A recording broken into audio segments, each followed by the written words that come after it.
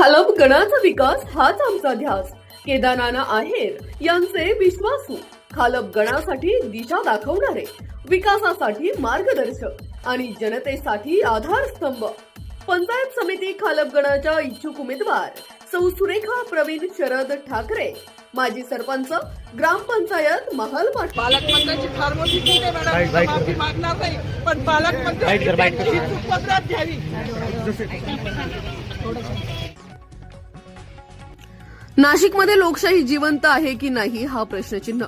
आज नाशिकमध्ये 77वा प्रजासत्ताक दिन साजरा होत असताना सकाळी अनेक मंत्री, पालकमंत्री यांनी विविध ठिकाणी ध्वजारोहण करून प्रजासत्ताक दिन साजरा केला गेला. दरम्यान नाशिकमधून एक वेगळीच बातमी समोर आली आहे.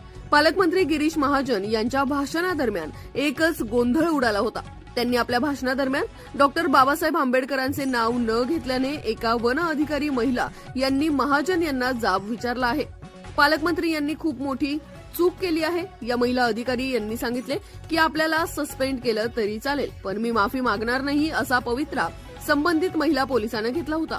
माधवी जाधव असे गिरीश महाजनांना जाब विचारणाऱ्या महिला पोलिसाचं नाव असून त्या वन विभागात कार्यरत आहेत. त्यांनी महाजनांना जाब विचारताच त्यांना तेथील पोलिसांनी ताब्यात घेतलं आहे. S9 TV न्यूज साठी योगेश गांगुर्डे, नाशिक.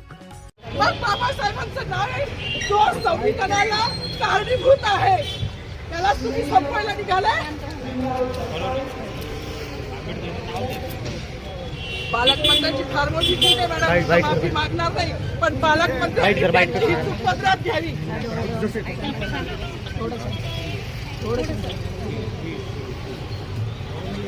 मला मीडियाशी घेणं नाही मॅडम, मला सस्पेंड केलं, मी माळूचे गाड्या उपसी, मी माती काम करीन, पण बाबासाहेबांची ओळख पुसून येणार नाही. मला सस्पेंड करायचं करू शकता मॅडम. बाबासाहेबाला संपवायचं काम करायचं नाही. 26 जानेवारी 15 ऑगस्ट मध्ये मी नाही मानत, पण लोकशाही मॅडम, तुम्ही सुद्धा संविधानामुळे आहात. पालकमंत्री सुद्धा पालकमंत्री संविधानामुळे आहे. कोणताही जाती भेद नाही, सगळी समानता त्यांनी दिली आहे. बाबासाहेबांचं नाव आता तरी भाषणात येईल, मग तरी भाषणात येईल. ज्या लोक संविधानाला, लोकशाहीला कारणीभूत नाही त्यांची नावं वारंवार घेतली गेली. मग जो संविधानाला कारणीभूत आहे, तो प्रजासत्ताक दिनाचा जो मानकरी आहे, त्याचं नाव भाषणात का नाही?